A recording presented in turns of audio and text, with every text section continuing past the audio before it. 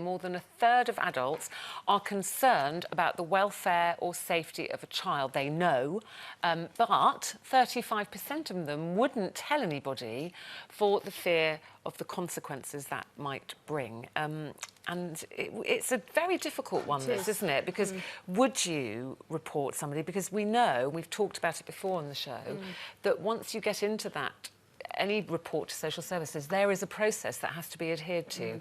And if you're not absolutely sure about something, you could be opening up a can of worms for somebody and a terrible time for them. Absolutely. If it's not right. I think if any of us saw somebody and it was really obvious, you know, there was constant, I don't know, you saw a kid and it's constant bruising or what looked like burns or, you know, obviously then you'd have the evidence in front of you.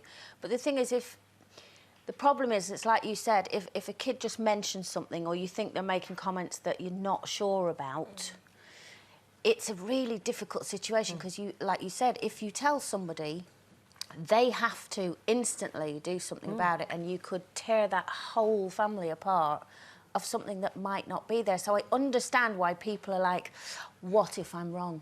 Yeah.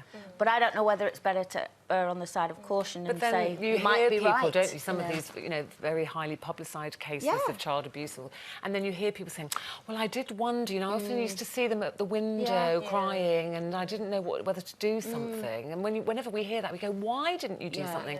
But you know, would you? God, there were cases where one little girl who died was seen in the garden eating bird food, and if you saw a child in a garden, a back garden, eating what was put out for the birds, surely anyone in their right mind would know. I think if you saw that regularly... It went on for years. But, you know, if you saw that once, you might go, a strange child, stealing birdseed. But if you see something regularly, would you, Jamelia, get involved? Well, this is, the thing is, I think it's very easy to say, oh, yes, I'd definitely do it. You know, as a maternal person, you know, I love children.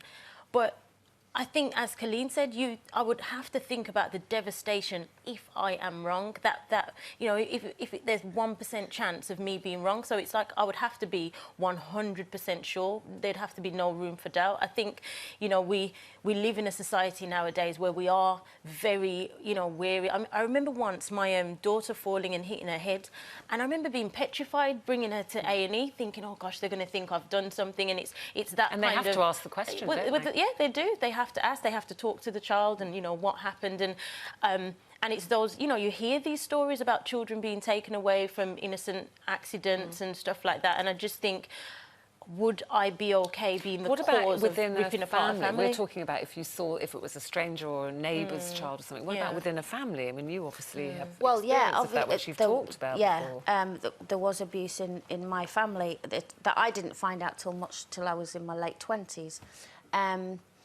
And I remember the person in question, and I was like, why didn't you tell someone? Do you think people knew? And, you know, she did think some people probably did know, but she's kind of glad that it really didn't come out because she felt she would have split the whole family up. And even when it did come out, there was still half the family that, you know, or distant family that went against her. And, you know, it's a minefield of emotion.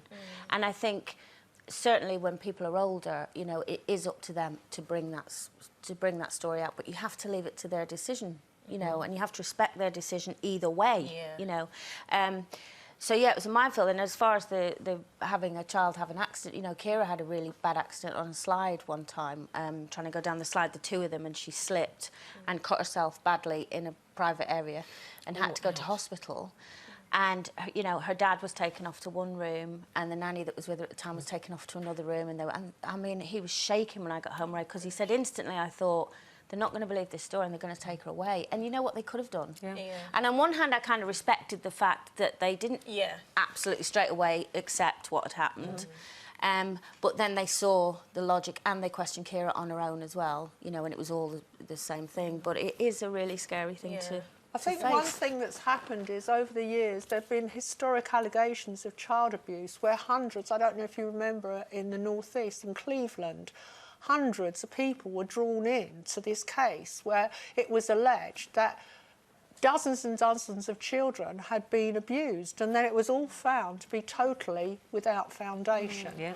So cases like that which got a huge amount of publicity, which lasted for years and years and years, will have affected how people, not just in that area, but people will remember it, especially older people will think, oh my goodness, you know, there is a chance that someone's reporting something that's trivial, that's meaningless. But the other thing that I worry about with headlines like this, 1 in 3 UK adults fears for child safety. We do live in a very fearful society, don't we? We seem to be very worried about so many things. We're worried about what might happen to our children. I mean, you've said you're worried about your children walking along the road. Anna, but also Anna was saying what you were saying. Anna's emailed. She said when my daughter was 2, she had a nosebleed and ended up in hospital. You only had to touch her and she'd end up with loads of bruises. When we came home, excuse me, we were visited by health officers who practically accused me of child abuse.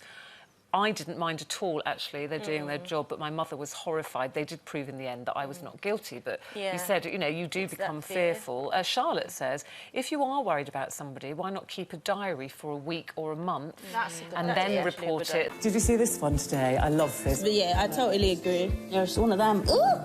Which I find patronising to start off with. I think it's empowering. I think it's inspiring. It's just part of every day. We've got loads there. That's a good show. That's a good show. The discussion starts here. Loose Women, weekdays at 12:30.